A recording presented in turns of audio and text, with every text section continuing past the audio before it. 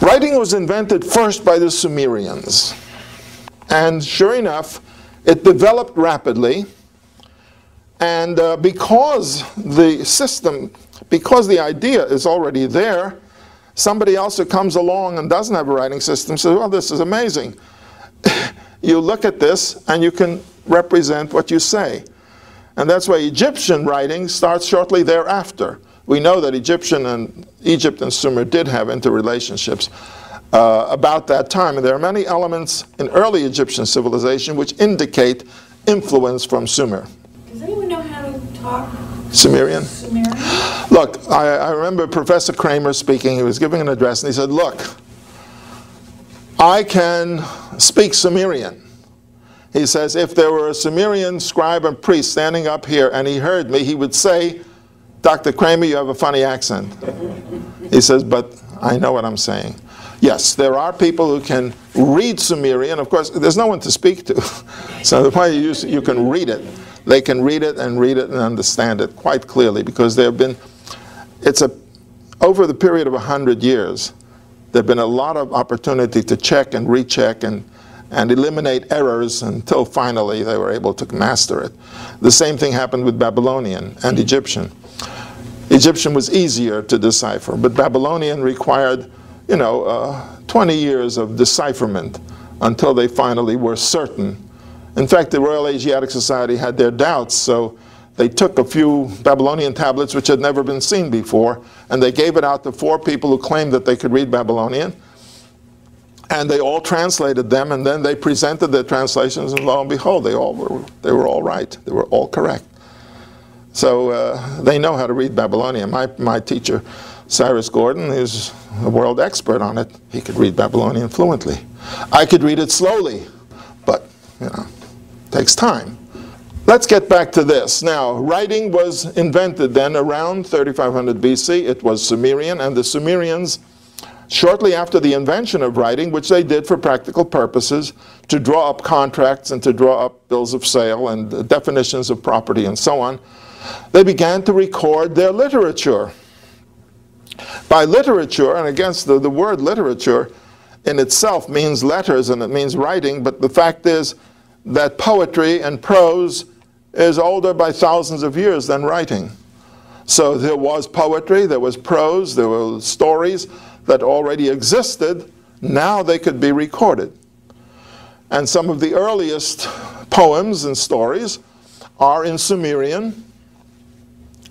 And one of my favorite poems, probably the earliest story ever written in poetic form, is the Gilgamesh epic. And the Gilgamesh epic is probably the first literary work ever written in the Sumerian language, and already has in it some of the most modern philosophical ideas, because certain problems affected human beings all the time, and they don't differ today from how they affected human beings thousands of years ago. I mean, there's one section of the Gilgamesh epic in which I notated in the margins exact parallels between the story as told, or the arguments in the Gilgamesh epic, and a book written by Sigmund Freud in 1900 called Civilization and Its Discontents. Between Civilization and Its Discontent by Sigmund Freud and the Gilgamesh epic, first tablet, you have the exact same problems presented and the exact same dilemmas presented. The earliest versions we have of the Gilgamesh epic in Sumerian date from about 2500 BC. But that's all we found. These are the tablets. The most complete Gilgamesh epic we have is Babylonian, and it dates from about 1000 BC. But that's already a later version, and it's an expansion and translation of the Sumerian into Babylonian. That's the most complete, because that was found in the library of Ashurbanipal, and was probably rewritten. It was probably copied down around 700 BC or something like that, but it's much earlier. From the words and the names and the ideas, we know that. And by the way, in the Sumerian version of Gilgamesh, we have already 2 versions, 2 different characters, to different, what shall we call them, the heroes and so on. So then the story existed and it was written in different forms. Now, the Sumerian civilization flourished from its beginning, probably before 4000 BC, until about 2700 or 2800 BC, when a new population came into the, or a new population became dominant in the country. Now, I don't say they had already been there, and we have no idea as to the method which brought them there, but I think, my feeling is that there was a gradual infiltration, a gradual migration of these people into the Sumerian region, because Sumer was a great civilized society. It was the wealthy country. And so people from the fringes began to move in, and by 2700 BC, a group, we call them the Akkadians,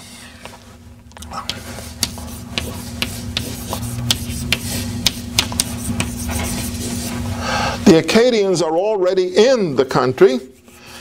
They speak an entirely different language. The Akkadians speak a language which we call later, it's the same language, we call it Babylonian. The Akkadians speak Akkadian, which we call Babylonian. And sometimes, you know, there are scholars who will say up to a certain date we call it Akkadian, after that we call it Babylonian, but it's the same language. Now, Babylonian is entirely different from Sumerian.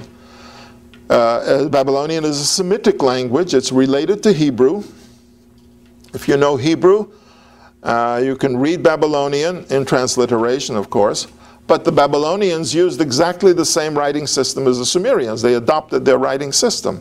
So it's the Sumerian writing system which was adopted by the Akkadians and the Babylonians, and later the Assyrians and the Armenians and the Persians and the Hurrians. There were 8 different languages that were written, all using the Sumerian system. Because once you have a phonetic writing system, it's adaptable to any language. I mean, that's the beauty of writing. You can write a language in a certain system, let's say the Latin alphabet. We use the Latin alphabet for English. We use it for probably 1,000 other languages, maybe 2,000 languages. Any writing system can be used for any language. So they adopted that. Now, what is the advantage of the Sumerian Babylonian writing system? Because they wrote on clay, and clay was the cheapest and most abundant material, they created a system of writing which we call cuneiform, because essentially they had a lump of clay, smoothed it out, and then impressed, they had probably a wooden stick with a square edge, and they impressed it into the wet clay, and so they created wedges, cone-shaped impressions. And by combining these wedges, by combining them, they created the symbols. But they created what we call a syllabary, that is a system of writing in which each symbol represents a syllable. And because it's a syllabary, you need hundreds of them.